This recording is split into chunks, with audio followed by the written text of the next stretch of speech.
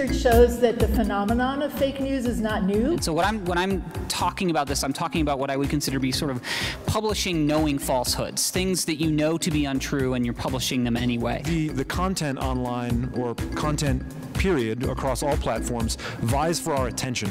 And we only have so much attention that we can give to certain news and events of the day. Yes, we have choices. We choose things.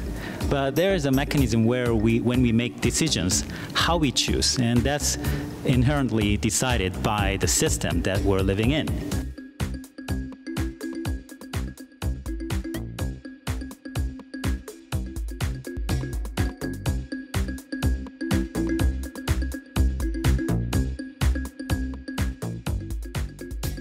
The market actually has kind of failed to meet the needs of the liberal democratic foundations of our understanding of news, right? The market tends to undervalue what is true and actually privileges what is popular, and rather than what leads to an engaged citizenry, right?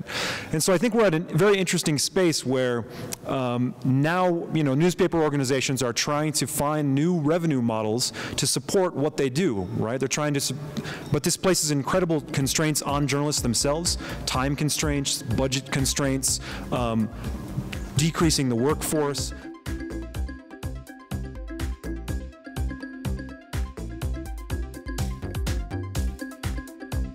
There is a concept called a third-person effect. So I'm not influenced, I'm good, but maybe other people are influenced by that, so I'm worried. So those media who's doing the bad work should be somehow punished, not be exposed, and those are fake news, in a sense, right? So with those combination of all this psychological processing, we have a tendency of having hostile media perception against particularly the mainstream media nowadays. Not all of us, but many of us.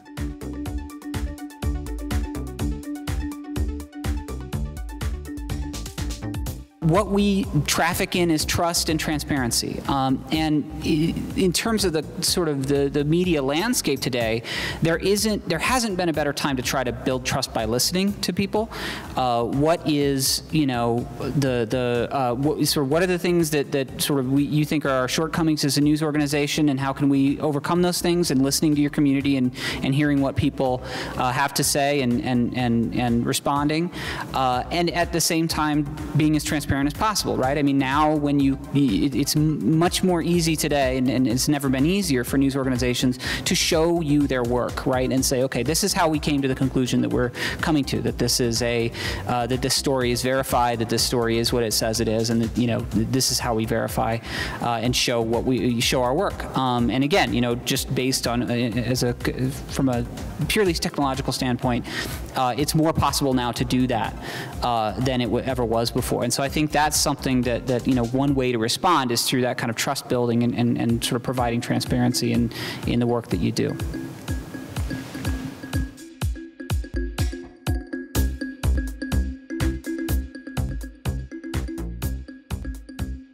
News organizations make legitimate mistakes. They had an effort to be accurate and they go back and correct it, and yet that's labeled fake news. It illustrates the problem with the term. In fact, the ombudsman at the Washington Post is saying we should stop using these words because they've lost all meaning. It might be interesting, it might be funny, it might be kind of, be a thrill to share things that aren't true or to make money off of things that aren't true, but ultimately, all of us together know that we're better off with good information that we can verify.